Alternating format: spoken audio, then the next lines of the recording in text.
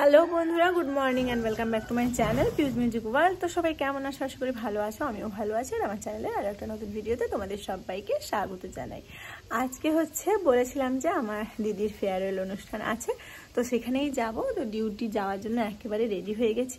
সকালবেলা আমার হাজব্যান্ড আর আমার ছেলে দুজনে বাইকে করে বাড়ি চলে গেছে, আর এখন আমি যাব ডিউটি সেরে আমিও চলে যাব বাড়ি। আর ডিউটিতে তো বলেইছিলাম ফেয়ারওয়েল সেরেমনিটা হবে। তো চলো আবার সেন্টারের ওখানে গিয়ে কথা বলছি।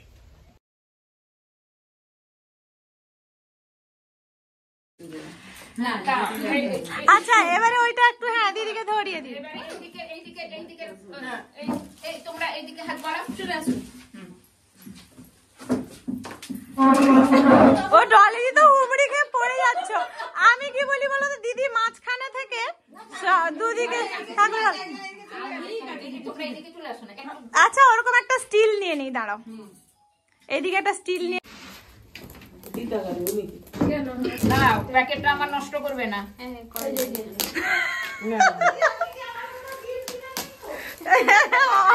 অনেকে করে তো সেরকম।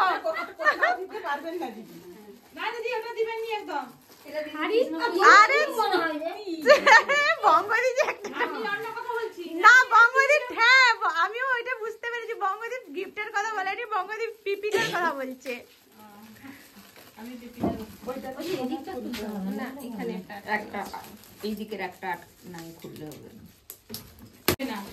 এটা এক সাইড দিয়ে বাক্সটা এ করা আছে না, পরে না তো আবার বেঁধে দেওয়া হবে।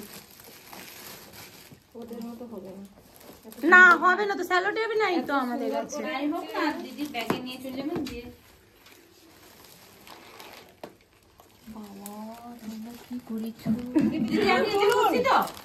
দিদি এটা আইডিয়াটা কিন্তু সত্যি পুরো বঙ্গদির। তারপরে আর কিনেছেও একটা বিখ্যাত লোক, ঠিক আছে? মানে কোনোদিন কিনিনি, এটা জীবনে প্রথম কিনেছি। কেমন হয়েছে বলুন? আপনার পছন্দ হয়েছে তো? সেফটি পিনটা মারতে গেলেই ডলিদির কথা মনে পড়তো। তোমরা এমন একটা জিনিস দিয়েছো, আমাকে তো প্রত্যেকদিন ঠাকুরকে ফুল দিতে হবে, তখনই মনে হবে এটা কিন্তু কৃষ্ণপুর সাব সেন্টারের ফটো। মানে বাবা ঠাকুর, মানে এটা তোমরা যে কতটা আমাকে তোমাদের কথা বারুদানি দিদি। হ্যাঁ, এগুলো সব ঠাকুর ঘরেই থাকবে, আপনার সব আপনার ঠাকুর ঘরের জন্যই দেওয়া দিদি। নিচটাও খুলবে, উপরটাও খুলবে, দুটোই খুলবে। এটাকে করে দিলে ধোঁয়াটা বাইরে বের হবে, ডাস্টটা পড়ে যায় নিচে। আমার একটা আছে না, আমার সব থেকে খারাপ লেগেছে তোমরা অনেক টাকা খরচ করেছো, এটাই সব থেকে আমার। না না দিদি, গিফট পেলে বা দিলে ওটা টাকার কথা এ করা হয় না, মন থেকে দিয়েছি আমরা। আপনি ছিলেন আমাদের সব সময়, মানে সুবিধা অসুবিধায় ভালো মন্দে সবকিছুটাই আপনি বকেছেন যেরকম, আবার সেরকম হেল্পও করেছেন আমাদেরকে সবকিছু বিষয়ে।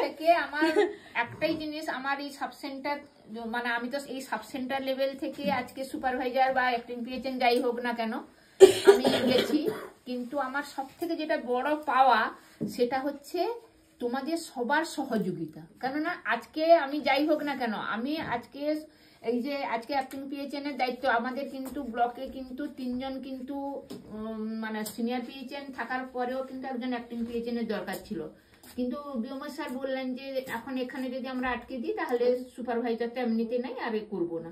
কিন্তু আমাকে ডেকে বলে কি আপনাকে নিতে হবে আপনাদের, মানে। তো দেখো বন্ধুরা, দিদি এসে আমাদের ফেয়ারওয়েল সেরিমনিটা ছোট্ট করে আমরা আজকে করে ফেললাম। আর এদিকে পাশের রুমটাতে আমাদের খাবার দাবারগুলোও চলে এসছে, সেগুলো আমার আশা দিদিরা আর আমার যে দীপা দিদি আছে, ওরা সবাই তো একটু মানে এই সমস্ত ব্যাপারে একটু এক্সপার্ট আছে, ওরা ওগুলো সেপারেটভাবে সমস্ত কিছু করে নিচ্ছে। তারপরে ওই রুমেই আমরা থালা পাতিয়ে সবাই মিলে একসাথে খেতে বসে যাব। তো আজকের মেনুতে কি আছে সেটা একটু তোমাদেরকে বলে নিই। আছে ভাত, ডাল, 2টো সবজি, ঝুরো আলু ভাজা, শাক ভাজা, এই যে দেখো যেগুলো পাতা আছে, আর তারপরে আমি দই মিষ্টি এনেছি, আর পাঁপড় ওরা ওখান থেকেই দিয়েছে, চাটনি। এই আজকের মেনু। তো চলো এবারে আর বেশি কথা না বলে সবাই মিলে খেতে বসে যাওয়া যাক।